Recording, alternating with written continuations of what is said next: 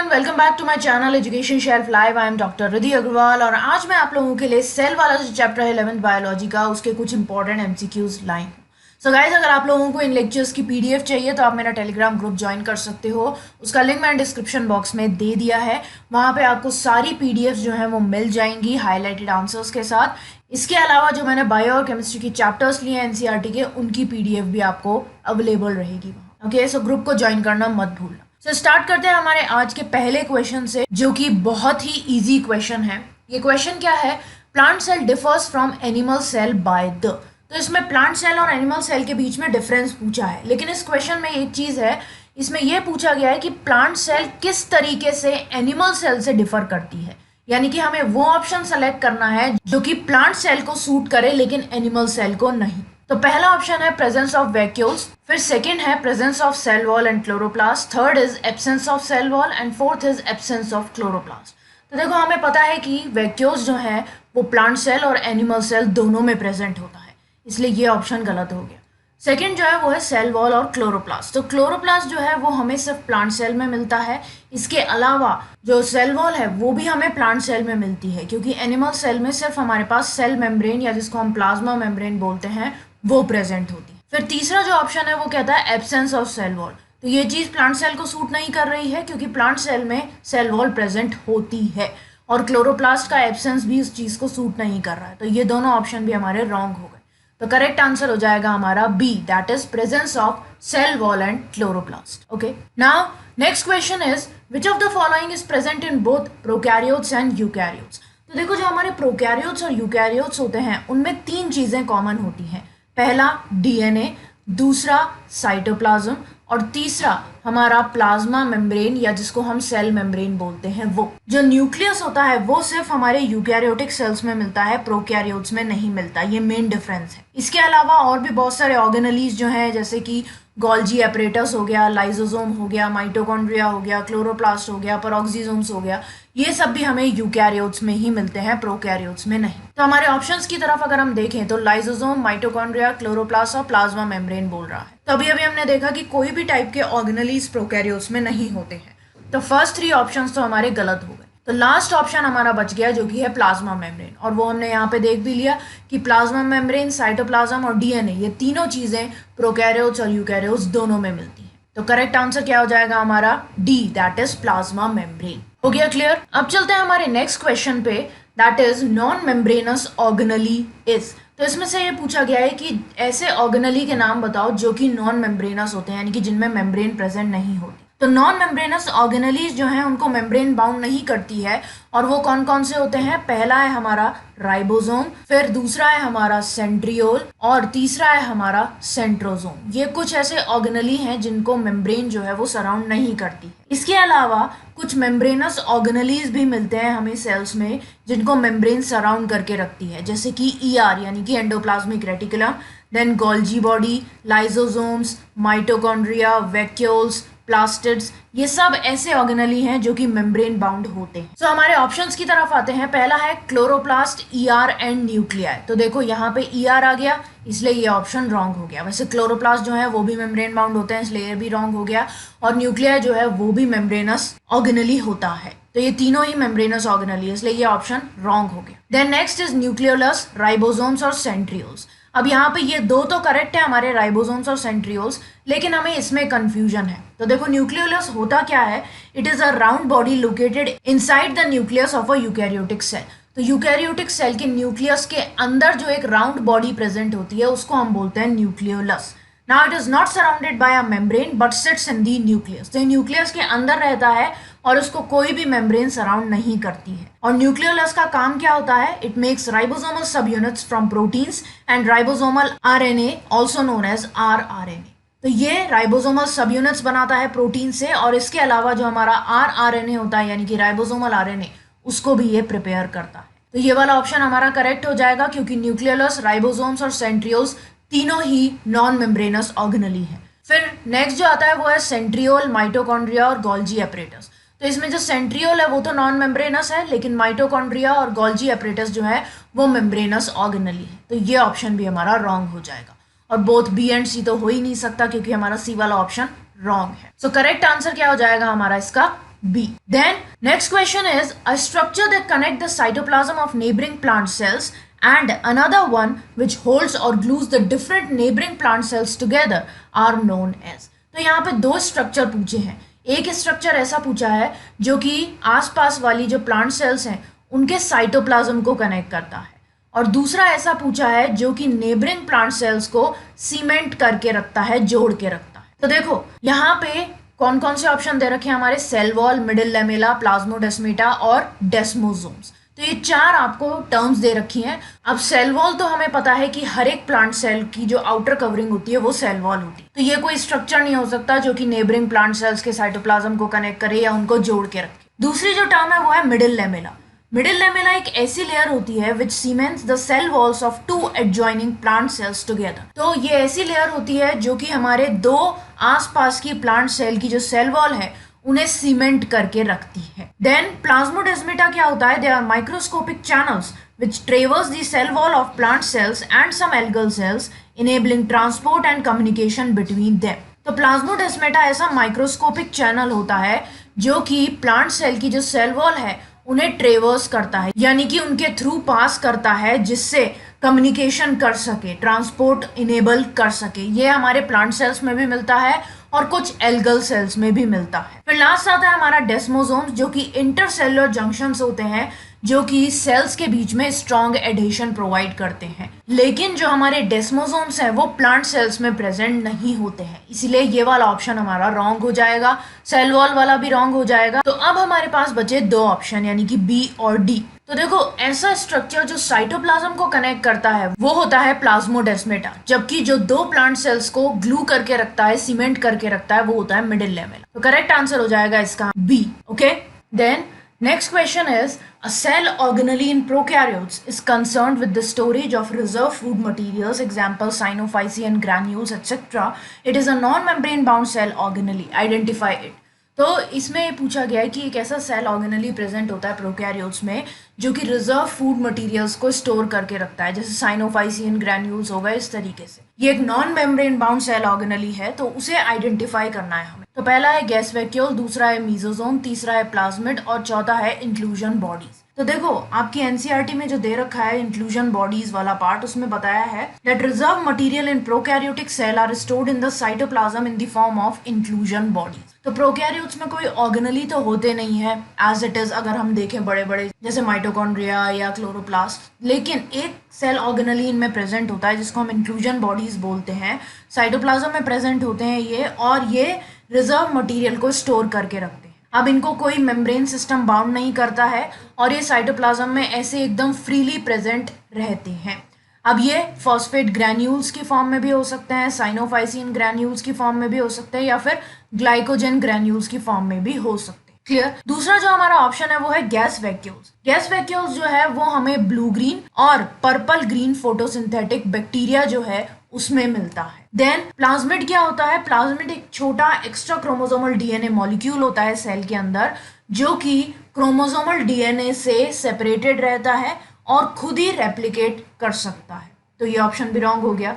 और मीजोसोम्स मैंने आप लोगों को पहले भी एक लेक्चर में बताया था कि इनफोल्डिंग्स होती हैं प्लाज्मा मेम्ब्रेन की, एंजाइम्स में रिच होती हैं और बैक्टीरिया को रेस्पिरेशन करने में हेल्प करती हैं. क्लियर है. सो हमारा करेक्ट आंसर क्या हो जाएगा, inclusion bodies, that is D. अब आते हैं हमारे नेक्स्ट क्वेश्चन पे जो कहता है which of the following is not a function of cytoskeleton in a cell. तो जो हमारा साइटोस्केलेटन होता है उसके सिर्फ 3 फंक्शन होते हैं. पहला मैकेनिकल सपोर्ट, दूसरा मोटिलिटी और तीसरा maintenance of the shape of the cell. तो तीनों ही एम से चालू होते हैं, mechanical support, then motility and then maintenance of cell shape and structure. तो हम देख लेते हैं इसमें से कौन सा ऑप्शन हमारा गलत होगा. तो पहला है इंट्रासेल्युलर ट्रांसपोर्ट, दूसरा है maintenance of cell shape and structure, तीसरा है मैकेनिकल सपोर्ट और चौथा है सेल मोटिलिटी. तो जैसा कि हमने अभी अभी देखा कि बी सी डी तीनों ही साइटोस्केलेटन के फंक्शन है, तो हमारा करेक्ट आंसर जो है वो हो जाएगा इंट्रासेल्युलर ट्रांसपोर्ट, यानी कि जो साइटोस्केलेटन है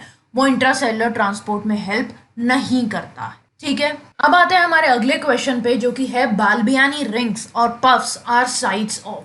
तो ये थोड़ा सा जो है डिफिकल्ट क्वेश्चन है, ये आपकी एनसीईआरटी में नहीं है, तो मैं समझा देती हूँ पहले, फिर हम देखेंगे कि कौन सा ऑप्शन करेक्ट है. तो बाल्बियानी रिंग को हम कैसे डिफाइन करते हैं, it can be defined as a large chromosome puff in the polytene chromosomes. तो जो हमारे पॉलीटीन क्रोमोसोम्स होते हैं उनमें एक लार्ज पफ की तरह, एक लार्ज क्रोमोसोमल पफ की तरह ये प्रेजेंट होता है। पॉलीटीन क्रोमोसोम्स क्या होते हैं? The chromosomes which contains thousands of DNA strands and are present with the salivary glands of fruit flies. तो जो हमारी फ्रूट फ्लाइज हैं यानी कि जो ड्रोसोफिला वगैरह होती हैं उनकी सलाइवरी ग्लैंड में प्रेजेंट होते हैं पॉलीटीन क्रोमोसोम जिनमें बहुत सारे डीएनए स्ट्रैंड्स होते हैं। क्रोमोसोम पफ्स क्या होते हैं? Chromosome puff refer to the diffused and uncoiled regions present within the polytene chromosomes which are a site for transcription of RNA। तो क्रोमोसोम पफ जो हैं वो ऐसे अनकॉइल्ड रीजन्स होते हैं जो कि हमारे पॉलीटीन क्रोमोसोम्स में प्रेजेंट होते हैं और उनका काम क्या होता है? वहां पे हमारे आरएनए जो है उसका ट्रांसक्रिप्शन होता है। इसके अलावा जो बाल्बियानी रिंग्स हैं वो पर्टिकुलरली एक्टिव आरएनए सिंथेसिस करती हैं पॉलीटीन क्रोमोसोम्स। तो अब हमारे ऑप्शंस पे आते हैं, समझ में आ गया हो तो पहला है सिंथेसिस ऑफ लिपिड्स, दूसरा है सिंथेसिस ऑफ पॉलीसेक्राइड्स, तीसरा है आरएनए एंड प्रोटीन सिंथेसिस और चौथा है डीएनए रेप्लिकेशन। तो होते ये क्रोमोसोम पफ है लेकिन काम क्या करते हैं? आरएनए सिंथेसिस का काम करते हैं। तो हमारा करेक्ट आंसर हो जाएगा इसका C, that is Balbiani rings और puffs are sites of RNA and protein synthesis. हो गया क्लियर? अब आते हैं हमारे नेक्स्ट क्वेश्चन पे। Stacks of membranous flattened disc in stroma of chloroplasts are termed as cisternae, thylakoids, grana या cristae। तो इस क्वेश्चन को सॉल्व करने के लिए हमें इन चारों टर्म्स का मतलब पता होना चाहिए। सिस्टर्ने क्या होता है, थाइलाकॉइड्स क्या होता है, ग्राना क्या होता है, क्रिस्टे क्या होता है और किस किस में प्रेजेंट होते हैं। तो सबसे पहले हम देखते हैं सिस्टर्ने। तो सिस्टर्ने जो है वो एक फ्लैटेंड मेम्ब्रेन डिस्क होती है ईआर और गोल्जी एपरेटस की। तो क्लोरोप्लास्ट इसका कोई लेना देना नहीं है, तो ये हमारा रॉन्ग हो गया। फिर आता है हमारा थाइलाकॉइड्स। अब देखो जो क्लोरोप्लास्ट होते हैं हमारे वो डबल मेम्ब्रेन बाउंड होते हैं, यानी कि दो मेम्ब्रेन्स होती हैं, उनमें एक आउटर और एक इनर। अब इन दो मेम्ब्रेन्स में से जो इनर क्लोरोप्लास्ट मेम्ब्रेन होती है वो लेस परमिएबल होती है अगर हम उसको आउटर वाली से कंपेयर करते हैं तो। Now the space limited by the inner membrane of the chloroplast is called stroma. तो जैसे सपोज करो ये आउटर मेम्ब्रेन है, ये इनर मेम्ब्रेन है। अब इनर मेम्ब्रेन के अंदर जो ये स्पेस होगा इसको हम बोलते हैं stroma. Now a number of organized flattened membranous sacs called the thylakoids are present in the stroma. अब होता क्या है, इस स्ट्रोमा के अंदर बहुत सारे फ्लैटेंड मेम्ब्रेनस सैक प्रेजेंट होते हैं हमारे, जिनको हम थाइलाकॉइड्स बोलते हैं। ओके, इसके बाद थाइलाकॉइड्स जो हैं वो स्टैक में अरेंज रहते हैं, मतलब कि ऐसे पूरे गट्ठर में अरेंज रहते हैं एक के ऊपर एक। जैसे हम कॉइन्स का एक पहाड़ बना ले, पाइल बना ले, उस तरीके से ये सैक जो है वो भी अरेंज रहते हैं, थाइलाकॉइड्स अरेंज रहते हैं। और ये जो स्टैक्स होते हैं, जो पाइल होती है, इसको हम बोलते हैं ग्रेना या फिर इसको हम इंटरग्रेनल थाइलाकॉइड भी बोल सकते हैं। इसके अलावा फ्लैट मेम्ब्रेनस ट्यूब्यूल्स भी होती हैं जिनको हम स्ट्रोमा लेमेले बोलते हैं, जो कि अलग अलग ग्रेना के थाइलाकॉइड्स को जोड़ती हैं। जैसे सपोज करो ये थाइलाकॉइड्स हैं जो कि ग्रेना में अरेंज्ड हैं, ये एक ग्रेना हो गया हमारा, ये दूसरा ग्रेना हो गया। तो इस थाइलाकॉइड को, इस ग्रेना के इस थाइलाकॉइड को इस ग्रेना के इस थाइलाकॉइड से जो ट्यूब कनेक्ट करती है उसको हम बोलते हैं स्ट्रोमल लैमेले। तो हमसे पूछा गया है कि जो मेम्ब्रेनस फ्लैटेंड डिस्क होती हैं स्ट्रोमा में, उनके स्टैक्स को क्या बोलते हैं। तो जो मेम्ब्रेनस फ्लैटेंड डिस्क है वो तो थाइलाकॉइड्स है हमारी, लेकिन उनके स्टैक्स क्या है? ग्रेना। सो करेक्ट आंसर हो जाएगा हमारा इसका सी, यानी कि ग्रेना। क्लियर है? Now next question is which one of the following does not differ in lactobacillus and spirogyra. इस क्वेश्चन का मतलब ये है कि लैक्टोबैसिलस और स्पाइरोगायरा में इनमें से क्या चीज कॉमन है? Ribosome, cell membrane, cell wall या फिर क्रोमोसोमल ऑर्गेनाइजेशन। तो देखो जो स्पाइरोगायरा है हमारा वो एक ग्रीन एल्गे है और जो लैक्टोबैसिलस है वो एक बैक्टीरियल स्पीशीज है। अब बैक्टीरिया जो होता है उनमें 70S राइबोसोम्स होते हैं, जबकि जो ग्रीन एल्गा होता है उसमें 80S राइबोसोम होते हैं। तो राइबोसोम तो इनका कनेक्शन बनेगा ही नहीं। इसके अलावा जो एनिमल सेल्स होती हैं उनमें सेल वॉल नहीं होती है, लेकिन जो हमारे प्लांट सेल या बैक्टीरियल सेल होती हैं उनमें सेल वॉल प्रेजेंट होती है। तो ये भी हमारा रॉन्ग हो गया। क्रोमोसोमल ऑर्गेनाइजेशन भी ऑब्वियसली इन दोनों का अलग होगा, क्योंकि एक हमारा एल्गा है और एक हमारा बैक्टीरिया है। लेकिन जो कॉमन चीज इनमें मिलेगी वो होगी हमारी सेल मेम्ब्रेन या फिर जिसको हम प्लाज्मा मेम्ब्रेन भी बोलते हैं। सो जो करेक्ट आंसर है हमारा वो हो जाएगा B. Okay, then next question is find out the correct match with regard to stored food. तो बहुत इंपॉर्टेंट है लेकिन बहुत इजी भी है। तो इसमें हमें मैच ढूंढना है करेक्ट वाला स्टोर्ड फूड। एल्यूरोप्लास्ट क्या स्टोर करते हैं, इलायोप्लास्ट क्या स्टोर करते हैं, आरईआर क्या स्टोर करता है, और अमाइलोप्लास्ट क्या स्टोर करते हैं। तो पहले हमें एल्यूरोप्लास्ट, अलायोप्लास्ट, अमाइलोप्लास्ट इन सब के बारे में पता होना चाहिए। तो एल्यूरोप्लास्ट जो है वो एक फॉर्म है ल्यूकोप्लास्ट का, जो कि हमें प्लांट सेल्स में मिलते हैं। ल्यूकोप्लास्ट क्या होते हैं, ये ऐसे प्लास्टिड होते हैं जो कि कलरलेस होते हैं। जैसे क्लोरोप्लास्ट है वो ग्रीन कलर का होता है, लेकिन ल्यूकोप्लास्ट जो है वो वाइट कलर के होते हैं, कलरलेस होते हैं। तो एल्यूरोप्लास्ट इसी ल्यूकोप्लास्ट का एक टाइप है और ये प्रोटीन्स स्टोर करने के लिए रेस्पॉन्सिबल रहता है। तो हमारा फर्स्ट ऑप्शन करेक्ट हो जाएगा, यानी कि एल्यूरोप्लास्ट प्रोटीन्स। देन नेक्स्ट है हमारा इलायोप्लास्ट। तो जो मेन फंक्शन है इलायोप्लास्ट का वो क्या है, synthesis and storage of fatty acids, terpenes and other lipids, and they can be found in embryonic leaves of oil seeds, citrus fruits as well as anthers of many flowering plants. तो ये जो हमारे elaioplast है इनका main function यही होता है कि ये फैटी एसिड्स जो होते हैं हमारे उनको स्टोर भी करते हैं और उनका सिंथेसिस भी करते हैं, और टर्पीन्स का भी। इसके अलावा ये हमें ऑयल सीड्स और सिट्रस फ्रूट्स के एम्ब्रियोनिक लीव्स में मिल सकते हैं, या फिर बहुत सारे ऐसे फ्लावरिंग प्लांट्स भी हैं जिनके एंथर्स में हमें इलायोप्लास्ट मिलते हैं। तो बी भी करेक्ट हो गया। Then next is RER. Now RER is frequently observed in the cells actively involved in protein synthesis and secretion. तो आरईआर हमें उन सेल्स में मिलता है जिनमें बहुत ही एक्टिव तरीके से प्रोटीन सिंथेसिस या फिर सिक्रीशन का प्रोसेस चल रहा हो। They are extensive and continuous with the outer membrane of the nucleus. जो हमारे न्यूक्लियस की आउटर मेम्ब्रेन होती है उससे ये कंटिन्यूअस रहता है जो आरईआर है वो। अब जो एसईआर है वो मेजर साइट रहता है लिपिड सिंथेसिस के लिए। तो आरईआर जो है वो प्रोटीन सिंथेसिस का मेजर साइट होता है और एसईआर जो है वो लिपिड सिंथेसिस का मेजर साइट होता है। और जो एनिमल सेल्स हैं हमारी उनमें जो लिपिड लाइक स्टीरॉयडल हार्मोन्स होते हैं वो भी एसईआर में ही बनते हैं। तो ये वाला हमारा रॉन्ग हो गया ग्लाइकोजन। देन नेक्स्ट आता है हमारा अमाइलोप्लास्ट। अब अमाइलोप्लास्ट एक ऐसा ऑर्गेनेली है जो कि हमें प्लांट सेल्स में मिलता है। They are the plastids that produce and store starch within internal membrane compartments. तो ये करते क्या हैं, ये ऐसे प्लास्टिड्स होते हैं जो कि स्टार को प्रोड्यूस भी करते हैं और स्टोर भी करके रखते हैं इंटरनल मेम्ब्रेन कंपार्टमेंट में। और ये कॉमनली हमें वेजिटेटिव प्लांट टिश्यूज में मिलते हैं, जैसे कि जो पोटैटो का ट्यूबर पार्ट है या बल्ब्स जो निकलती हैं अलग अलग में, जैसे अनियन बल्ब हो गया, उसमें हमें ये मिलता है। तो ये भी करेक्ट हो गया। तो हमारा ए करेक्ट है, बी करेक्ट है और डी करेक्ट है। तो हमें ऐसा ऑप्शन चूज करना है जिसमें ये तीनों हो सिर्फ। तो ए एंड बी ओनली ये रॉन्ग हो गया, ए बी सी डी ये भी रॉन्ग हो गया, ए बी एंड डी ये करेक्ट हो गया और ए सी एंड डी ये रॉन्ग। तो हमारा करेक्ट आंसर हो जाएगा इसका सी। क्लियर है? Then let's move to our next question. Read the statements given below with regard to the functions performed by Golgi apparatus. अब इसमें हमें 3 फंक्शंस दे रखे हैं गोल्जी एपरेटस के, तो हमें बताना है कि इन तीनों ऑप्शंस में से कौन सा करेक्ट है और कौन सा इनकरेक्ट है। सो पहला है transport and chemically modify the materials contained with in it. दूसरा है performs the function of packaging materials.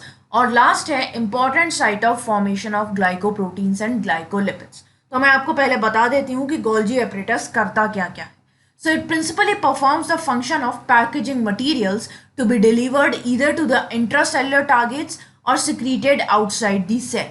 तो ऐसे materials जो चाहे हमें सेल के अंदर भेजने हो चाहे हमें सेल के बाहर secrete करने हो, उन materials की पैकेजिंग का काम करता है गोल्जी एपरेटस। तो हमारा जो बी स्टेटमेंट है वो करेक्ट हो गया। Then materials to be packaged in the form of vesicles from the ER fuse with the cis phase of the Golgi apparatus and move towards the maturing phase। तो होता क्या है, जिन भी materials को पैकेज करना होता है वेसाइकल की फॉर्म में वो ER से निकल के आते हैं और वो गोल्जी एपरेटस की सिस फेज में जाके फ्यूज हो जाते हैं और उसके बाद धीरे धीरे वो ट्रांस फेज या मैच्योरिंग फेज की तरफ जाते हैं। इसीलिए गोल्जी एपरेटस जो है वो हमेशा ER के आसपास ही मिलता है हमें। Then a number of proteins synthesized by ribosomes on the ER are modified in the cisternae of Golgi apparatus before they are released from its trans phase।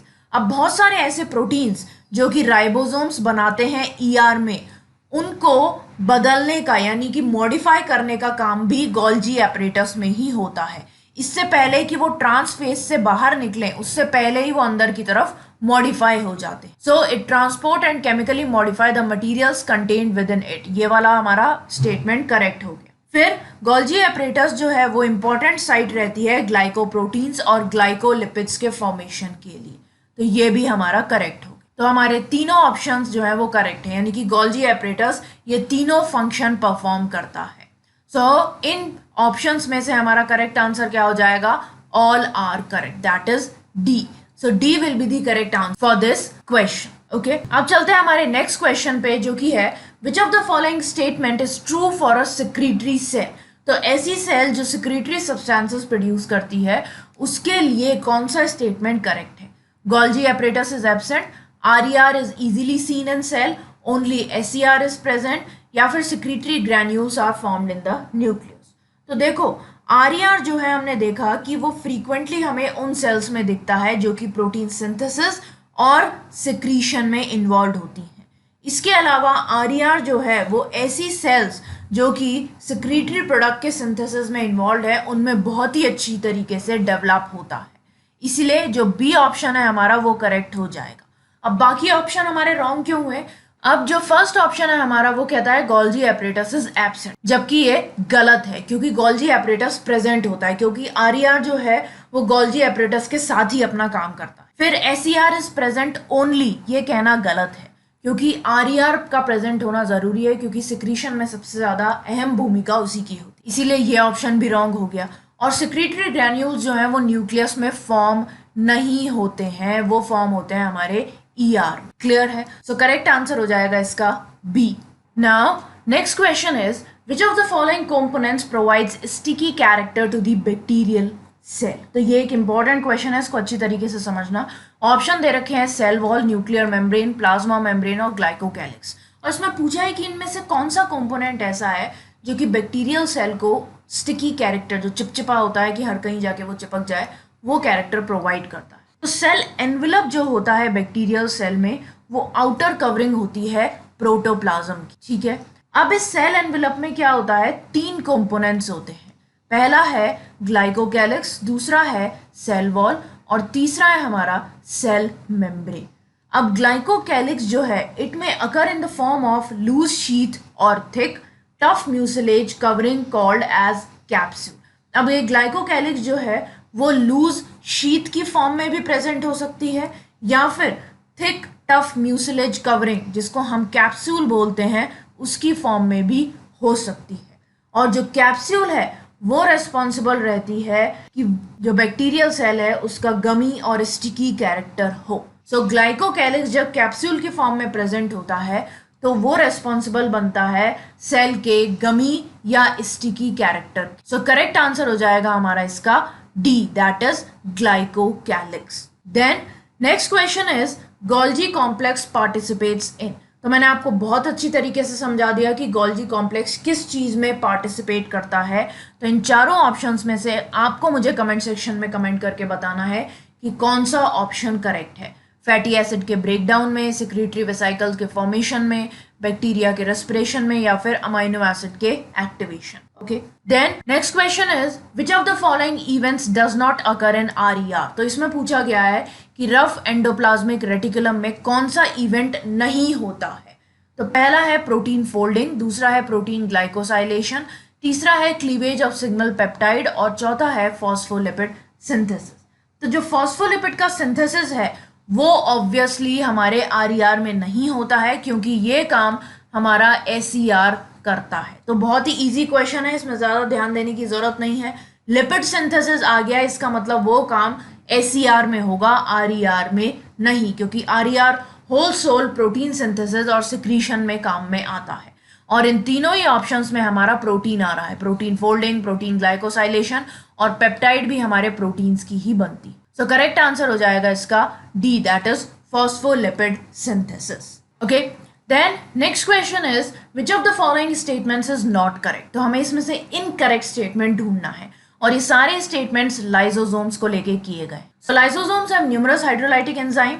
The hydrolytic enzymes of liposomes are active under acidic pH. Then lysosomes are membrane bound structures and lysosomes are formed by process of packaging in the ER. तो देखो lysosomes के बारे में पहले ही बता देती हूँ, उसके बाद हम डिसाइड करेंगे कि कौन सा स्टेटमेंट रॉन्ग है. सो ये membrane bound vesicular structure होते हैं which are formed by the process of packaging in the Golgi apparatus.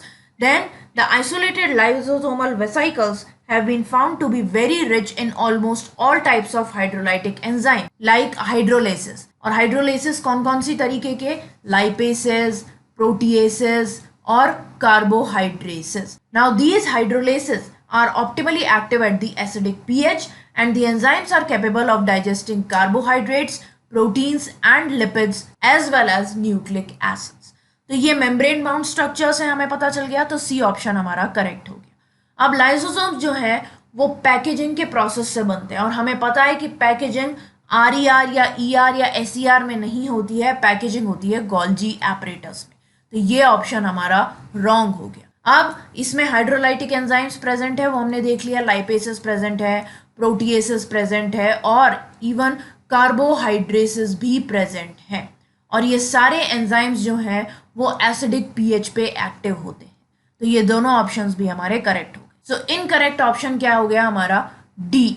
तो बहुत ध्यान से इस क्वेश्चन को सॉल्व करना है क्योंकि यहाँ तक ये ऑप्शन करेक्ट है पैकेजिंग तक, बस यहाँ पे गोल्जी एपरेटस की जगह इन्होंने ER दे दिया. सिर्फ एक वर्ड से ये ऑप्शन जो है वो इनकरेक्ट हो. ठीक है. Then next question is microtubules are the constituents of cilia, flagella and paroxysomes, spindle fibers, centrioles and cilia, centrioles, spindle fibers and chromatin, centrosome, nucleosome and centriole. So सबसे पहले हम ये देखेंगे कि माइक्रोट्यूब्यूल्स होते क्या हैं.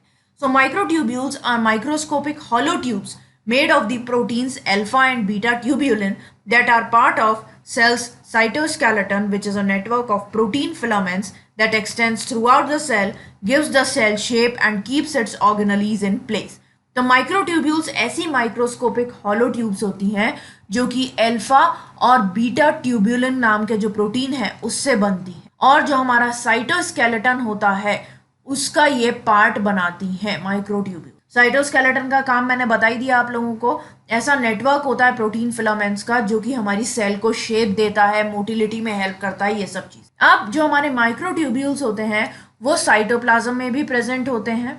इसके अलावा ये हमें और भी जगह मिलते हैं कुछ स्पेशलाइज्ड स्ट्रक्चर्स में, जैसे कि सेंट्रियोल्स में. फिर आती हैं हमारी बेसल बॉडीज, उनमें भी हमें मिलते हैं. इसके अलावा सीलिया, फ्लैजिला जो कि हमारे सेल मोटिलिटी में हेल्प करते हैं उसमें भी ये मिलते हैं. और सेंसरी हेयर में मिलते हैं, जो इक्वेटोरियल रिंग होती है थ्रोम्बोसाइट्स की उसमें भी मिलते हैं.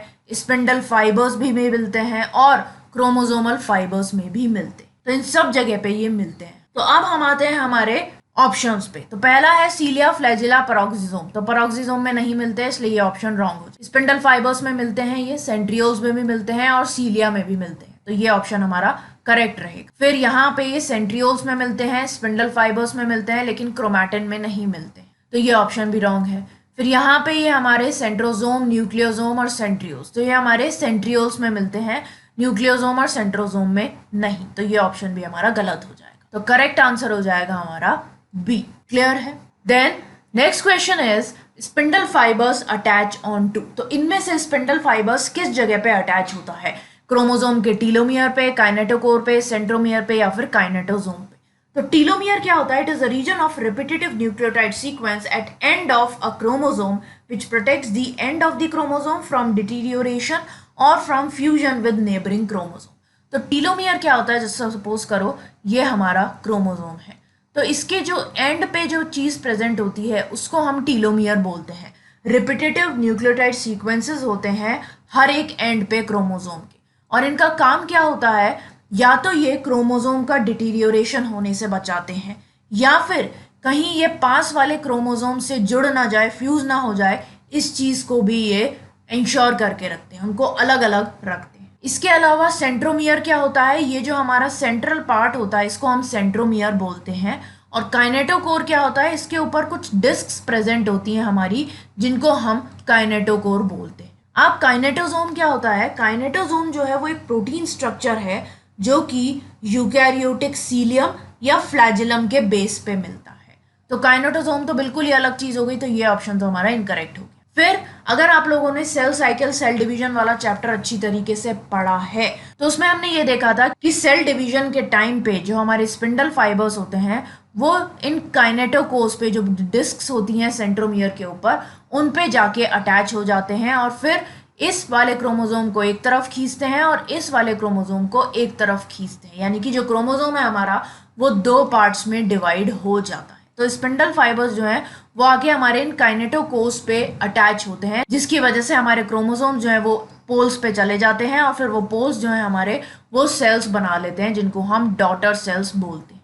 सो करेक्ट आंसर इसका हो जाएगा हमारा काइनेटोकोर। देखो सेंट्रोमियर में भी कंफ्यूजन हो सकता है, लेकिन सेंट्रोमियर पे अटैच नहीं होते हैं स्पिंडल फाइबर्स, सेंट्रोमियर के ऊपर जो डिस्क होती है काइनेटोकोर वाली उस पे अटैच होते हैं। ठीक है, सो करेक्ट आंसर हो जाएगा इसका बी।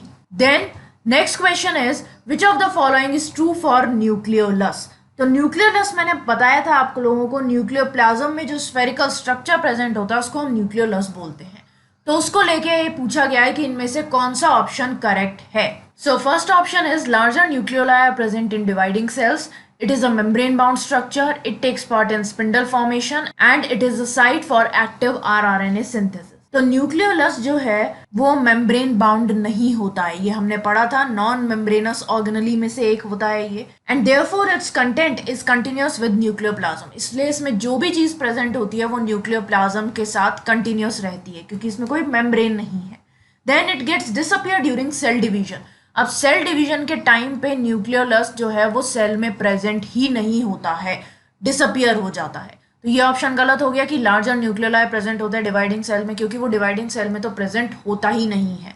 और ये वाला ऑप्शन भी हमारा गलत हो जाएगा, that it takes part in spindle formation, क्योंकि स्पिंडल फॉर्मेशन भी हमारा सेल डिवीजन के टाइम पे हो रहा है, तो ये रॉन्ग हो गया। और मेम्ब्रेन बाउंड स्ट्रक्चर होता है, ये भी रॉन्ग हो गया। तो हमारा सिर्फ एक ही ऑप्शन बचा जो कि करेक्ट है, that it is a site for active rRNA synthesis, और ये एकदम करेक्ट है क्योंकि यहाँ पे राइबोसोमल आरएनए सिंथेसिस भी होता है, यानी कि आरआरएनए सिंथेसिस, और इसके अलावा it also takes part in protein synthesis. तो ये दोनों चीजें आपको ध्यान रखनी है कि न्यूक्लियोलस जो है वो आरआरएनए और प्रोटीन दोनों के सिंथेसिस में पार्ट लेता है। So correct option will B D. अब आते हैं हमारे आज के लास्ट क्वेश्चन पे जो कि है माइटोकॉन्ड्रिया और क्लोरोप्लास्ट के बारे में। तो दो स्टेटमेंट दिए गए हैं और ये हमें पता करना है कि इन दोनों में से कौन सा स्टेटमेंट करेक्ट है। So mitochondria and chloroplast are semi autonomous granules and formed by division of pre-existing organelles and they contain DNA but lack protein synthesizing machinery। तो देखो सेमी ऑटोनॉमस ग्रैन्यूल्स का क्या मतलब होता है, ऐसे ग्रैन्यूल्स या ऐसे ऑर्गेनली जो कि खुद का डीएनए पजेस करते। तो ये एकदम करेक्ट है क्योंकि माइटोकॉन्ड्रिया और क्लोरोप्लास्ट जो है वो सेमी ऑटोनोमस सेल ऑर्गेनलीज हैं। क्यों? क्योंकि इनमें डीएनए और राइबोसोम्स दोनों चीजें प्रेजेंट है, इसी वजह से सिर्फ ये दोनों ही ऐसे सेल ऑर्गेनलीज हैं जो कि सेमी ऑटोनॉमस है। तो ए स्टेटमेंट तो करेक्ट हो गया हमारा।